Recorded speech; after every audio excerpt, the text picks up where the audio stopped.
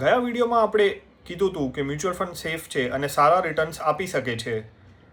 તો આજે આપણે ડિસ્કસ કરશું કે મ્યુચ્યુઅલ ફંડ કેવી રીતે સેફ છે અને કેવી રીતે સારા રિટર્ન્સ આપી શકે છે. બટ એના પહેલાં હું તમને એક વાત કહી દઉં કે મ્યુચ્યુઅલ ફંડ રિસ્કી તો છે, કારણ કે એ ફાઇનાન્શિયલ માર્કેટના રિલેટેડ છે અને ફાઇનાન્શિયલ માર્કેટમાં ડાયરેક્ટ પાર્ટિસિપન્ટ છે મ્યુચ્યુઅલ ફંડ, એટલે રિસ્ક તો છે મ્યુચ્યુઅલ ફંડમાં. બટ બીજી હું તમને એ બી વાત કહી દઉં કે મ્યુચ્યુઅલ ફંડ બીજા બધા ફાઇનાન્શિયલ પ્રોડક્ટ્સ છે જે બી ડાયરેક્ટલી માર્કેટના રિલેટેડ છે એના કરતાં લેસ રિસ્કી છે.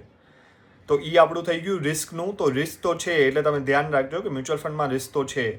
અને હવે આપણે ડિસ્કસ કરીએ કે મ્યુચ્યુઅલ ફંડ સેફ કેવી રીતે છે. તો ધારો કે તમારા પાસે 1 લાખ રૂપિયા છે અને તમે આજે માર્કેટમાં ગયા અને તમે કીધું કે મને આ એક શેર લેવો છે, તો તમારું આ રિસ્ક વધી જશે, કારણ કે તમારા 1 લાખ રૂપિયા જો 1 લાખ રૂપીસ છે એ ડાયરેક્ટલી ઈ શેરના ડિપેન્ડન્ટ થઈ જશે. અગર ઈ શેર 20% નીચે આવ્યું કે 10% નીચે આવ્યું કે 5% નીચે આવ્યું તો તમારા પૈસા એટલા નીચે આવી જશે. 1 લાખના તમારા 5% નીચે આવ્યું તો 95,000 થઈ જશે, 95,000 તમારું થઈ જશે.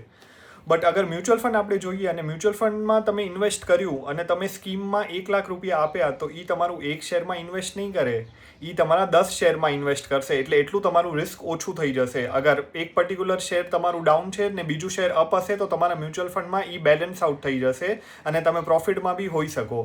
તો મ્યુચ્યુઅલ ફંડ એવી રીતે જ કરે છે કે ઇંગ્લિશમાં એક કહાવત છે કે don't put all your eggs in one basket. તો મ્યુચ્યુઅલ ફંડ ફોલો કરે છે કે એ એક જ જગ્યા પર તમારા બધા પૈસા રોકાણ નથી કરી દેતો, એ અલગ અલગ જગ્યા પર રોકાણ કરે છે, અલગ અલગ શેરમાં રોકાણ કરે છે અગર ઇક્વિટી સ્કીમ હોય તો.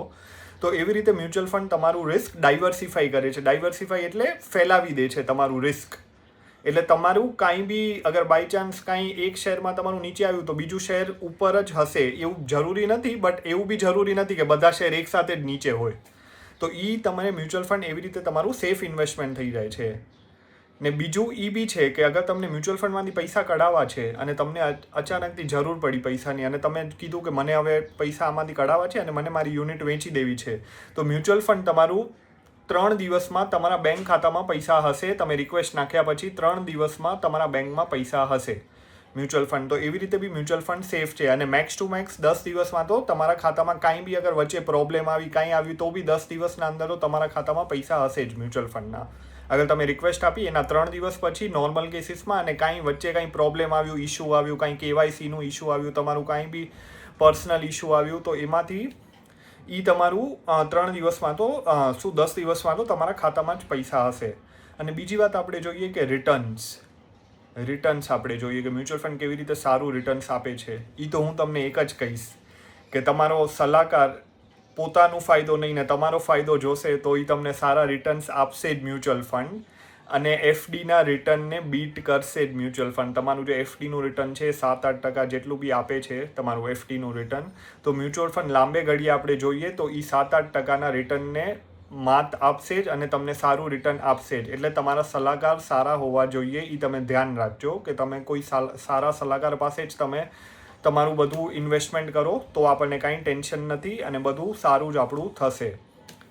તો એવી રીતે આપણે જોયું કે આ રિટર્ન્સ કેવી રીતે સારા આપી શકે છે મ્યુચ્યુઅલ ફંડ. અને રિવોર્ડ બી તમને થોડું તો રિસ્ક તમને લેવું જ પડશે અગર તમને એફડીના રિટર્નને બીટ કરવું હોય તો. આ વાત છે. તો રિસ્કની બી વાત તમે ધ્યાન રાખજો. અને આપણે આગળ બી આ સિરીઝ કન્ટિન્યુ કરશું મ્યુચ્યુઅલ ફંડની બીજી માહિતી સાથે. અને હું કોશિશ કરીશ કે તમને આખું મ્યુચ્યુઅલ ફંડ છે એ તમને સમજાવી દઉં. અને તમારા કાંઈ બી ડાઉટ્સ હોય તો તમે કમેન્ટમાં બી લખજો તો હું તમને જવાબ આપી દઈશ. Thank you.